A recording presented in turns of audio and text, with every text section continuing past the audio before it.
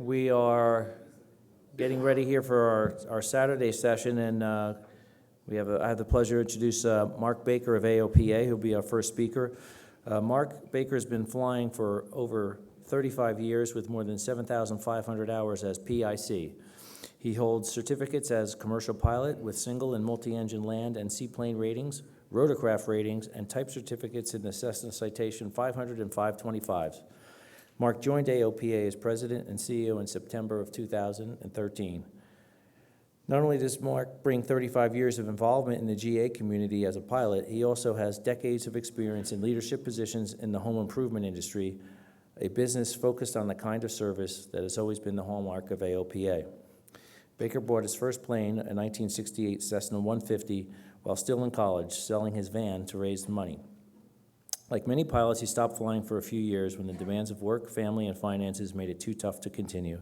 But he never stopped loving aviation and was back in the air as soon as the other demands of his life permitted. Baker worked his way through numerous airplanes, including Cessna 177 Cardinal, various V-tail Bonanzas and Barons, of 36 model Bonanza, and many more that he has used for commuting, business, and pleasure. And it is my pleasure to introduce Mark Baker.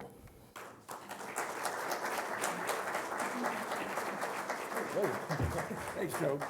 Thank you and good morning. It is a great pleasure. And by the way, we're going to lock the door a little bit later. We understand there's about 5 people here that aren't AOPA members yet. So it's going to be a pass to get out of this ballroom. Thanks for allowing us to speak to you about AOPA. And something that's very important to me is this 76-year-old organization that was started in 1939 that I'm now the 5th president of, and the opportunity to lead this organization in a very challenging time. And I don't have to convince many of you that aviation is going through a downturn. You know, in the good old days of the 70s, producing 18,000 airplanes a year, and today basically producing 700 or 800 fixed-wing airplanes a year. The world's changed, but I'm optimistic that we can have a big difference in aviation, and these 5,000 public use airports that exist out there can become beehives of activity again in the future. We're going to have to work hard on it. There are a number of things in the way of that, and we're going to talk about those this morning, and the things that I'm going to ask you to help us think about how we can continue to have the most vibrant general aviation thing in the world. So we look at this thing as aviators, you know, getting people to fly. We've got some reporting we're going to do on that. What does it mean to get people back out to the airport and have fun at the airport? Why we joined aviation probably in the first place, and keep them flying. And we'll talk a little bit about what's going on with legislation right now on third-class medical, which may not affect most of the Pilatus owners, but it affects a lot of other people in this ecosystem. Airplanes. You know, airplanes on average today are 45 years old. And the things that we're going to have to do to make sure that we have these airplanes survive in the future, what we can do to create upgrades for these great airplanes. These airplanes built in the 50s and 60s. I have a 1943 T6.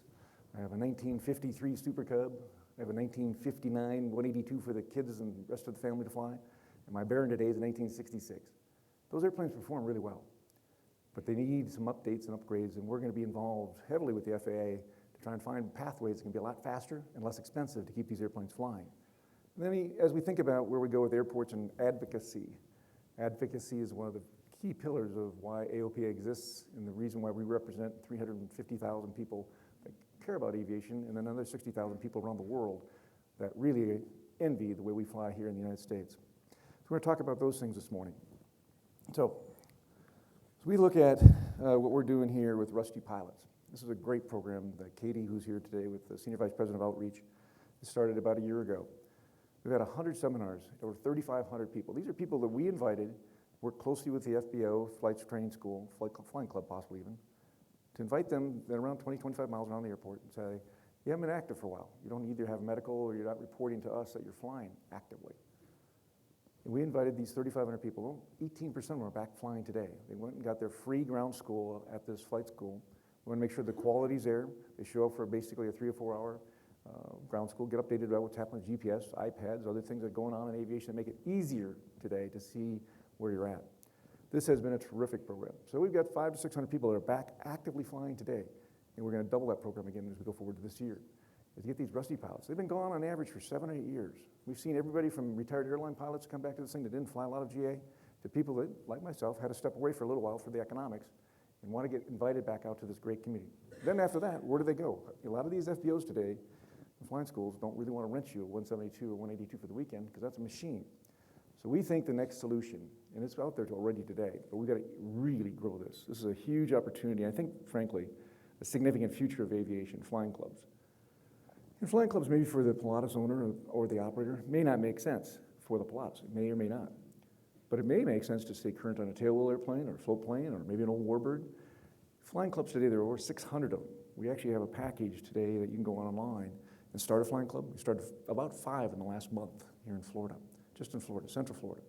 Getting people together so we can put the financing together, the insurance together, and the charter together of how you run a good flying club. This is a way for people to enjoy flying for maybe $3,000 or $4,000 a year.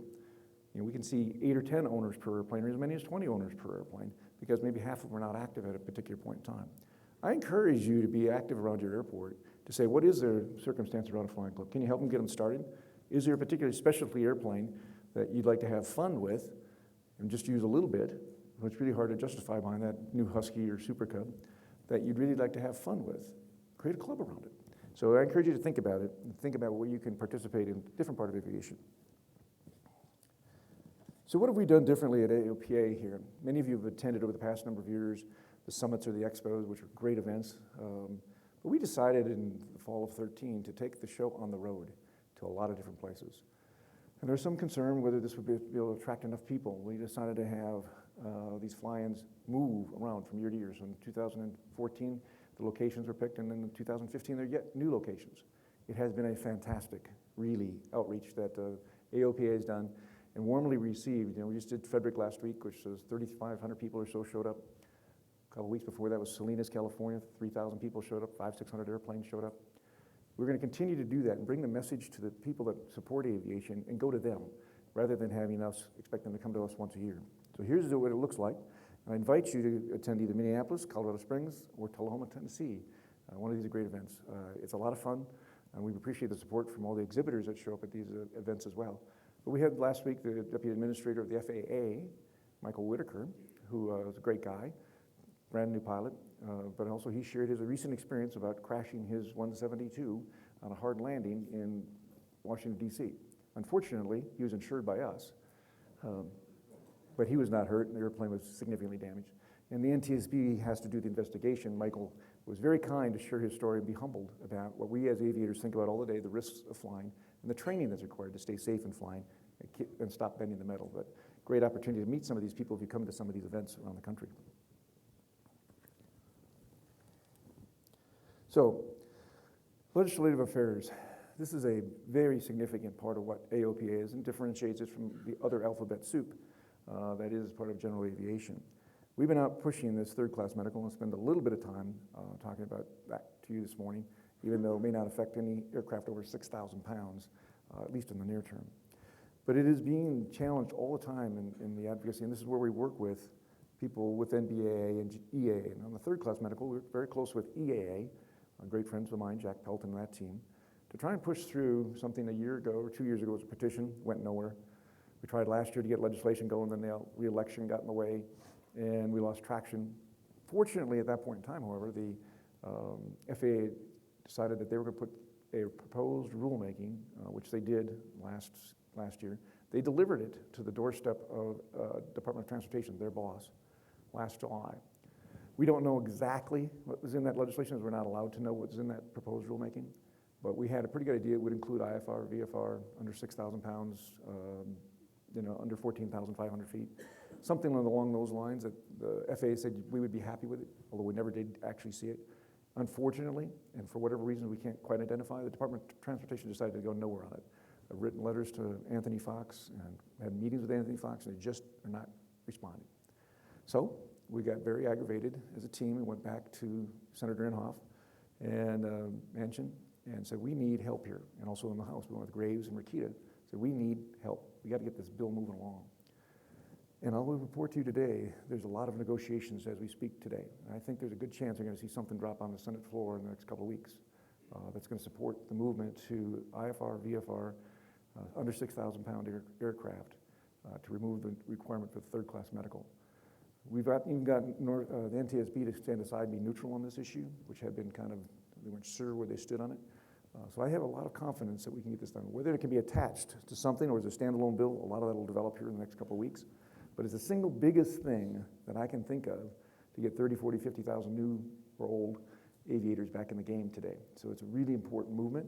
I encourage you to continue to write your congressman and your senators how important this is, because when it hits the floor, it's going to start moving along pretty fast. And we'll keep you up to speed on this one. It's a big deal.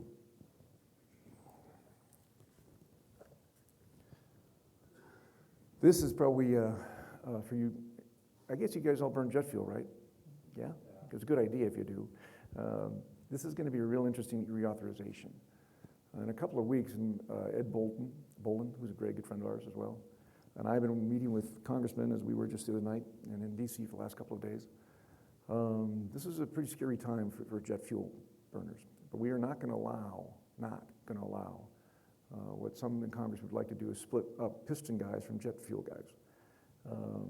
Because they see that you fat cats all have these big jet fuel burning airplanes, and you should be taxed at a different rate.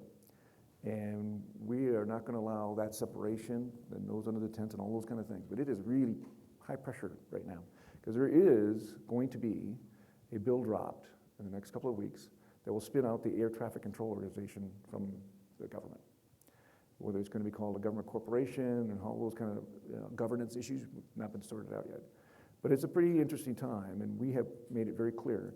It's a non-starter for general aviation, business aviation, because we don't allow the separation of the two in this conversation. That it can't be cost us anymore. Frankly, the airlines are paying a big chunk of what goes on out there today, and they're doing pretty darn well. And the system is built primarily for the airlines. I sit on the MITRE board, which is primarily airlines, and the airlines are doing just fine. I actually happen to think the Air Traffic Control Organization is one of the best in the world and works really well. Most of us get pretty good service when you fly at the flight levels or in your local TRACON. I'm really happy with it. I frankly don't see the problem, but the airlines would like to see it spun out of the government, and I think we're saying if it's going to be spun out of the government, you're not going to tax us differently, and Congress will be involved in the taxes. We're not going to be restricted on access, because that's not allowable. We are a first come, first served nation. If you're best equipped, best served, that's the way it should be, not just because you're an airline. And the governance will be required that, AOPA and NBA have to be represented in a significant way on it, whatever type of governance board. Now, we're not certain that this is actually going to move through the House and into the Senate that fast, but it's moving pretty fast, the fastest that I've seen anything move in that part of the world, which is a little bit unusual. So we're just sticking together, and user fees is a non-starter for us, period, end of story. And they are fearful of you, us, and the rest of NBA, because we are the biggest part of the voting public. Remember, there's about 6,000 or so airliners. There's about 200,000 of us in the population. So while we're the small guys in the ecosystem, and we don't pay the very significant part of it, by the way, but they wouldn't be able to take out $2 a cost if we all just quit flying tomorrow afternoon.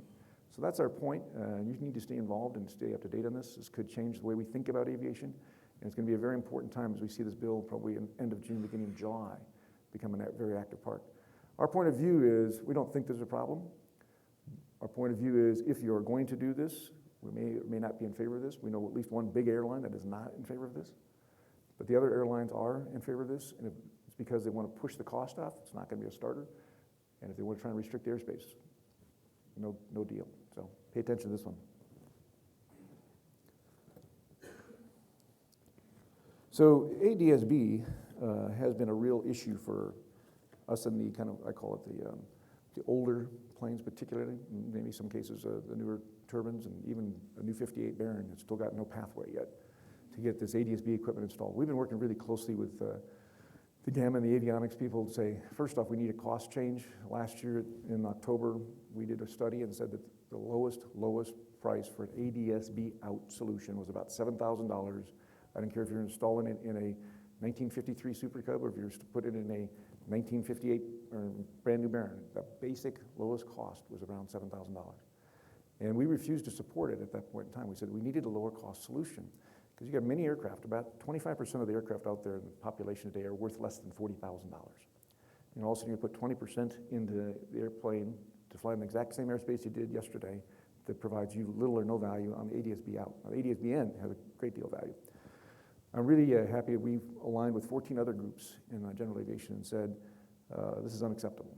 And they had created a work group under the FAA and Gamma and ourselves and worked up, if we could commit to some volumes, we would actually start promoting this thing and put it in a big way because there's only 5 years left, less than 5 years now, to comply.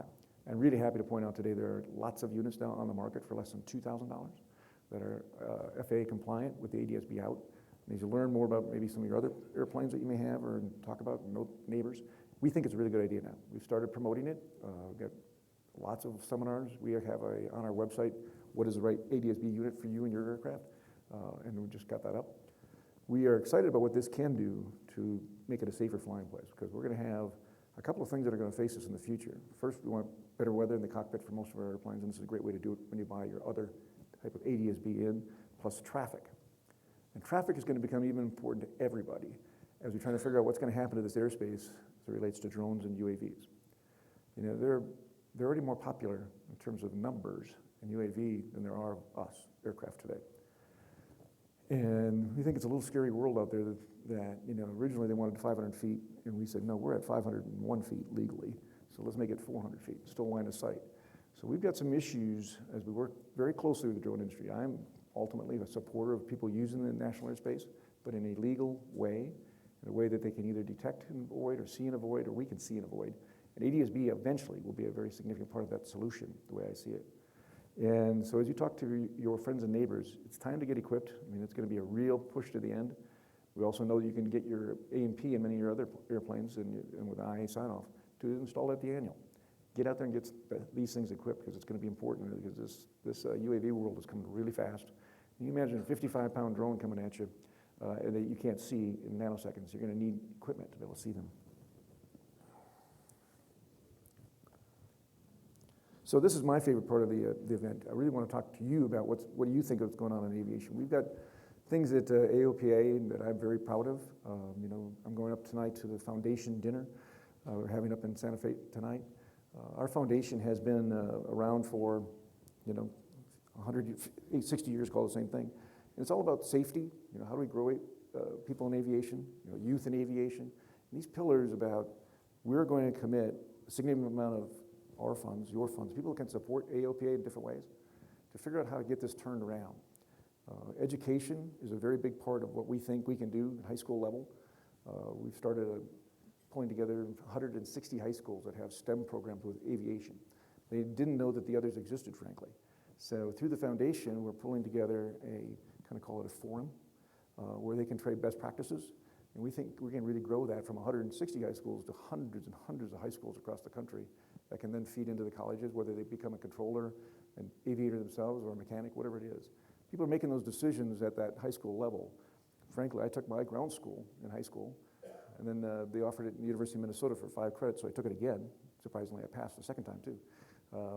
But I think it's a great way to get people started in aviation, and we're looking for people that can help us support that. So now it's questions.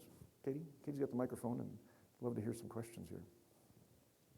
Mark, I'll start with a quick question for you, please. And this regards privacy and ADS-B. A lot of business flyers in here, and we're Americans. We value our privacy. I know myself, I participate in the MBAA bar block program. ADS-B pierces that veil. Privacy will be gone when that's implemented. Is there any initiative within AOPA to reintroduce a degree of privacy for flying? Yes, actually, we're working really close with Ed Bolin at NBA. It's one of his primary issues with ADS-B, and there's a whole work group to figure out how to create the encryption. So when you install with ADS-B, you'll be able to get a blocked number, and the government's required to get this done for us.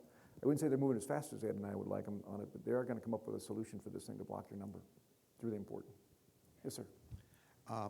AOPA has been a great supporter of sport aviation, and my understanding that most sport aviation aircraft do not have transponders, and they fly in our airspace, and they're totally undetectable by TCAS. And I think they weigh a lot more than a drone. Is there any activity there to put lightweight, inexpensive transponders in so we can see them easier? Yeah, it's a really good point. You know, the LSA market, light sport market, you know, which was supposed to be a solution, and for the last dozen years has proven there's no medical incapacitation issues in people not having medicals to fly a light sport aircraft. That's where they primarily got started from, 1,300 pounds or so. And their requirements were a little bit different in terms of what they were required to do in the lightweight and try to take every ounce out of these things so they could get to their weight and be some kind of performance. They are required to have ADS-B if they're going to fly in Class Charlie airspace. So you could still fly without ADSB out in over the cornfields and never come back into the city legally after 2020.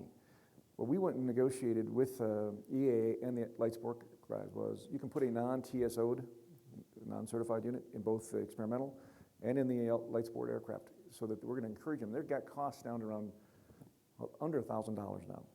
So we're going to highly encourage, and if they're going to fly at all in the Class Charlie airspace, they're going to be required to have it in the light sport and the experimental markets by 2020. And that way it'll show up on your traffic, on your ADSB. But the transponder, some guys are going to be, by the way, using the transponder as a replacement and the ADSB unit in and out. There's probably a number of people here today that build those units. It's a transponder and a ADSB out all in one for a great price. Who else? John? Don't stump me. I won't, I promise. I wonder if you could talk just briefly about Part 23 rewrite and sort of what's happening there and how that might potentially even trickle down or up to the Pilatus world. Yeah, I think the Part 23 for Pilatus is a real opportunity to make advancements faster track. It's been so frustrating to see what I consider the part of the FAA that doesn't work, which is the regulatory side, the conformity side, the FSDO side, and all the effort in Congress right now is to talk about the air traffic control side. Part 23, which has been going way too long, and we have a couple of successes, the air angle of attack indicators and things like that. Spending quite a bit of time with Michael Huerta, who is an administrator, they have now figured pathways because of the testing they've done with angle of attack to get this thing down to a compressible, probably call it 60 months to a year, to get these things moving a lot faster for safety enhancements, improvements, electronics, without having to be all the certification and frankly, with the quality of the engineering that like the airlines get away with to be able to do those updates a lot faster. Where it's going to apply to the other aircraft is we think that there's a whole other, some of this a little ahead of what we've been talking about publicly. We think there's an opportunity to take older aircraft and put them in a different type certificate, classic or legacy, and be able to have pathways where it'd be closer to where you do an experimental aircraft. If you're willing to take your 1960 airplane and not use it commercially, could you put a dynon panel in there that tells you exactly how much gas you actually have for a change instead of watching these needles do that? Tell you which direction you're really headed, look at the weather, all for a couple $3,000 instead of a $20,000 to $30,000 certified system on a $30,000 airplane. And there's a lot of support at the FAA to do that. So I think there's going to be a lot of movement about certifications and what we can do to move a lot faster.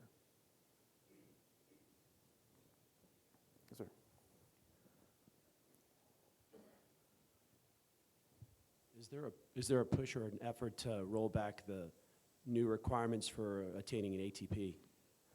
It's really a tough one, and we kind of stand alongside of that. The ATP rules, 1,500 hours, or if you're Part 141 school, 950 hours. It's a pretty scary thing what's happening out there with the pilot population. I talked to somebody at the University of North Dakota just the other day. They lost 75 of their CFIs in the last 2 months because they can take 950 hours and go to the airlines. I don't know if anybody from the airlines union here, but there has been this let's protect the high here, and the airline guys are making a lot of good money now again. I mean, we've had a lost decade of pilots, and half of our schools are training international students because of the pathways, and it's just not acceptable that you spend $100,000 in aviation education and get to the right seat for $16,000, and you're after 1,500 hours. There's this huge gap. And I think the supply is now shrinking so fast that demand's going to force the airlines and the unions to take another look at this thing, because it's a real problem, really fast, which is the only way that it's going to get solved. You can go out and declare it, and I've been testifying in Congress a couple of times here this week, and the Colgan issue was a really bad deal, but 1,500 hours wouldn't solve that. 2,500 hours wouldn't solve that. If you don't have adequate training in the cockpit and have the right people in the cockpit, it doesn't matter. That's our point of view. You have carrier qualified 23-year-old individuals with 300 hours. They got great training. The amount of hours is not representative of the training requirements. So that's been our point of view all along, saying the number is really kind of meaningless if you just go around the circle for 1,200 hours. So it's been very uncomfortable because the Colgan issue is still very top of mind in Congress. So I wouldn't say it's going to change in the next year, but it's going to have to change after that. Thanks for coming. My question is there any way to mitigate the new massive Powder River training exercise restricted airspaces? That's a really interesting one. Baker, Montana, where my Super Cub was rebuilt, Roger Megger's out there, very good friend of mine as well. And the Powder River is really expansive. Now, I think the mitigation that we are going to be supporting is a radar site and communication site so that you can fly in and out of their IFR, because that's really the real problem. Roger has a problem because he's a pipeline patrol, and these guys have surface, to a zillion feet to play in. And we've been pretty active with that, and I've met with John Thune, the senator from South Dakota, on this at least 6 times. So we've got to have these things as mitigating things, and that's what I think we're going to get. We've got a little small work group with the FAA working on how we're going to get communications and fly IFR safely in and out through that airspace. They've got the airspace, it's done, but we're going to find mitigations. Make sense? Buddy? I have another question for you, please. To me, one of the greatest challenges to general aviation right now is restricted access to airports. I mean, it wasn't that long ago. I fly into a lot of small airports. You land in an airport, and there's a family having a picnic, watching airplanes land. We're all surrounded by chain link fences now. And the airports that I work with say, well, we try to have community days, but it's difficult. Insurance is difficult, it's tough. Is there some way that AOPA could help local airports put together an insurance package to make community days more feasible? We sure can, and we do. We just probably got to get the word out. We put together at the Frederick Airport, which does not have a fence, by the way, and we stand for not fences. Who are you trying to keep in or out when you drive up and the gate opens anyway? And does it ever say welcome when you come up to the fence? And I used to ride my bicycle to the airport, and that's how I got involved in this thing. And we've created this barrier since 9/11, and the budget said go spend it and create these high fences and security from who for what? What actually did we stop? Nothing that I can actually tell, but we spent a lot of money. So I think we have to work doubly hard at airports, and we have an airport support network, which is our volunteers for AOPA. We work very closely with the AA, and we've created in Frederick what we call the National Aviation Community Center, which we took an old hangar, rented it from the city, used to store snowplows in it, and we put on education events, we put on movie nights at the airport to create a community out at the airport. And that's why I also think flying clubs are a very big part of the final solution, if you will, about how we grow aviation. You have to have life at an airport. Nothing's better than a flying club to keep life at the airport. People come and just hanging out and having fun, and we can help them either organize, insure, whatever it takes to get that going, as well as the events. And that's one of the reasons we did take our show on the road, is go to Salinas, California, Spokane, Washington last year, Tullahoma, Tennessee. These are great airports. We have 5,000 public use airports out there today. I worry about this ecosystem. If it starts to collapse, we start to lose a couple airports here and there, what do we really need? Do we really only need 3,000 airports? Do we really only need 2,500 airports? No, we need all 5,000. There's 14,000 private airports today, by the way, in the country that are being added on. We actually are growing the private airport population kind of, marginally along the edges. But if we start to lose this ecosystem because it's not alive and not vibrant, we need people burning gas, we need people burning jet fuel, we need people buying stuff at the airport and fixing stuff at the airport. And that's what I'm committed to, is keeping the ecosystem alive. Yes, sir.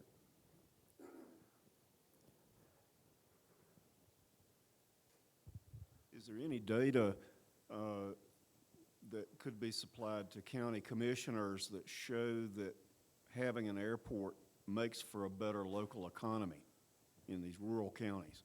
Yeah, we actually have a lot of information about the economic output from a general aviation airport, what it does, so we're happy to get you that on the website.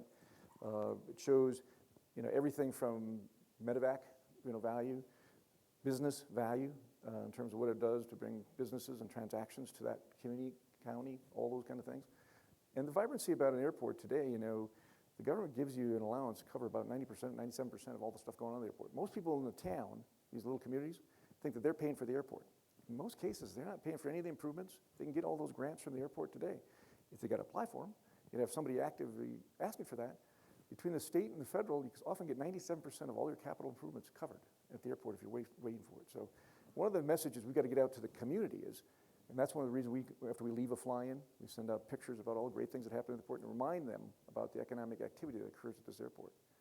There's over 1 million jobs in general aviation, billions of dollars of economic activity on general aviation, not commercial aviation, general aviation.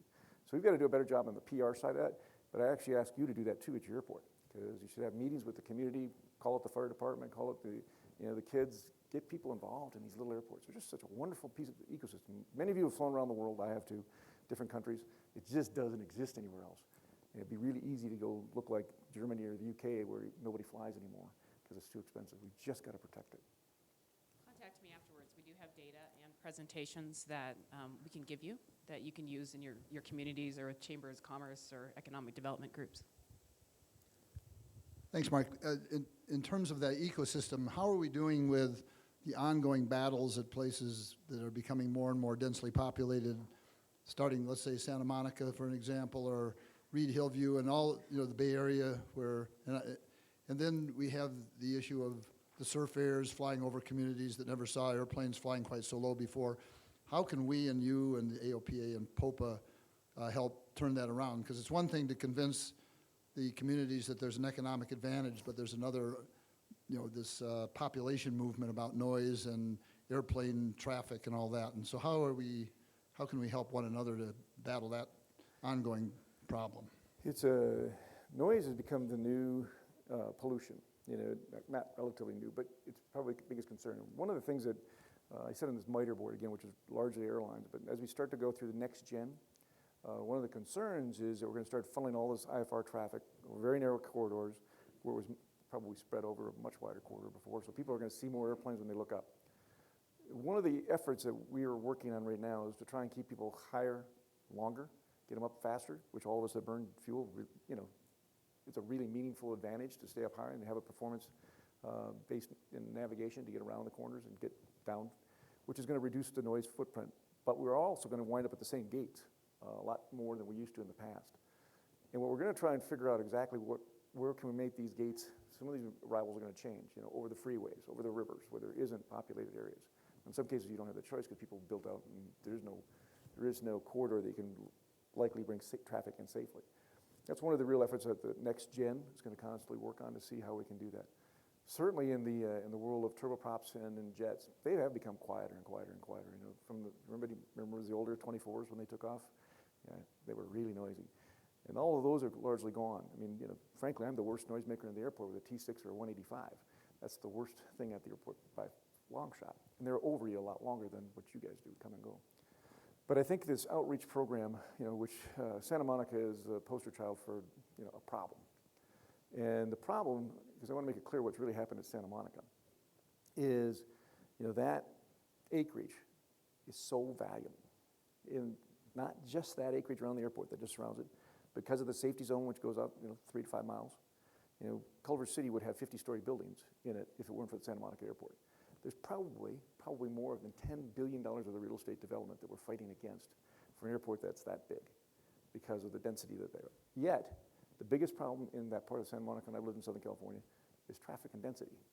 And so we try to get the message out that the airport actually has the least environmental impact from density, traffic, pollution of anything. And it's a tough message to get out. And unfortunately, in the general election that we had last year in the ballot measure, we only got part of it where we wanted it to be. We wanted it to be the population would have to prove whether they closed the airport. What we got done was the population is supposed to approve what they're going to use instead of that airport if they decide to close it, which is a real problem for the developers. Because you're not going to get 51% of the people around Santa Monica Airport to agree on anything, I guarantee you. So we're going to have to be at a ground game. We've got the very same problem up in the Hamptons right now and the noise with the helicopters. And frankly, I understand a little bit of this helicopter noise on Friday night. There's 170 operations an hour. That can be a problem. And we've got to look for pathways and entry gates that can try and minimize this thing, because we have a responsibility to be good citizens. But we also have a good opportunity to inform them about the value of that airport. So it's a trade-off, right? And when these people built around these airports and signed their little housing thing that said, I understand there's an airport, and then they suddenly forgot about it 20 years later when they go to sell the house, that's a problem that's going to be with us for a long time. Who else? Anybody? Okay. I'll be around this morning. Yep, go ahead.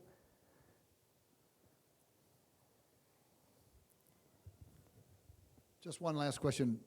What's it like moving from industry into government affairs? And are you having any fun yet? So 2 years ago, I called my pal Jack Pelton, who I bought airplanes from, former chairman of Cessna Aircraft. He was running EAA. I said, Jack, what's it like to run an association? Long pause. He said, have you ever been bitten by a whole bunch of ants? I said, he said, but you know what? If you can make a difference in aviation, if you can try and organize this thing and try and get things done. And, working with government, I've done it in my previous roles at Gander Mountain. We always were involved with NRA and very much involved with gun rights. Home Depot is very much about environmentalist and sustainable forest initiatives, so I've spent a fair amount of time in DC. It is really, really frustrating how slow things go. On the other hand, I'm a big fan of the American system. Some things should go slow, not all things. And yet, if you work with people over and over and over, and you're willing to put a lot of energy on it, and you explain the logic and what you're trying to accomplish, generally, I think you will prevail. I wish it could go faster. But I am a fan that, we can, as an organization, as a community of aviators, get things done that are important and protect things. The reason that there hasn't been a user fee forever is because of organizations like yourself and the AOPA that said not a chance, gang. And I have learned a little bit of patience, but I'm not particularly patient, because that's what you learn in business. You got 90-day goalposts you got to hit. You got to make things happen. And by the quarter at a time, as up to a year, you got to make something happen. In an organization world, it's too easy to say we're talking to people. No, I want goalposts. We got to get things done. And that's been my biggest learning. I can't get them done as fast as I want, but I am having fun. Getting out to these events, and pretty much every weekend I'm at some kind of event somewhere, listening and hopefully educating about what we can do in general aviation to make it better, stronger, more economically viable for the future. This group of operators here has a very lucky end of the spectrum. Great airplanes, flying in the flight levels, which I love to do, seeing the world from a different view. We're really lucky. But there are people that think we can afford more, and we're getting what for it? And you have to sit down and educate everything from the third-class medical to what do you want the money for? The FAA's got a $15.5 billion budget. Just 12 years ago, it was $5 billion. What did we get for that? Can't tell much. I'm very happy with ATO. Air traffic control. I think they do a great job. But what did we get more? We actually have 20% less flights, including the airlines, in the IFR world than we did 20 years ago. Because bigger airplanes, some of us have dropped out of the IFR world, and it went up by 3 times. Now, if you're running a business, you'd be out of business. But we've got to figure out how to help them become more efficient. Yes, sir. Just a quick one on user fees. The alternatives that were logical, of course, is fuel tax. So, what's the government argument against that? It just seems so simple. The bigger the plane, the more the fuel, the higher tax you pay. The smaller the plane, the less. And should it be divided up between fuel and gasoline for piston planes? And so could you say something about that, please? Glad you brought that up.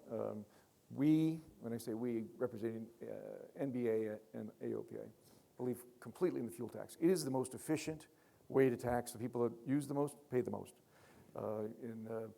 Avgas is about 19 cents a gallon, and jet fuel is about 22 cents a gallon. It's not much. And we've actually offered up to say, if we got something for it, we would consider a fuel tax if there's something there.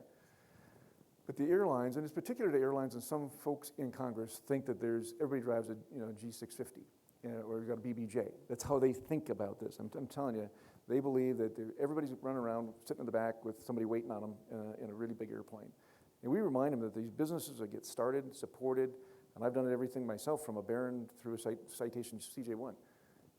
We're creating businesses. We're trying to make things happen. We're willing to pay more if we get more, but we don't cost the system I think about 7 or 8% is what all of our IFR, general aviation, business aviation, costs the system. Now, we frankly don't pay quite that much, but we're pretty close.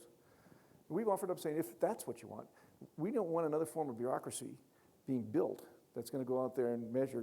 They took off yesterday, they landed here, what was your weight and distance? And that's where they want to go to. The airlines are the ones pushing that, by the way.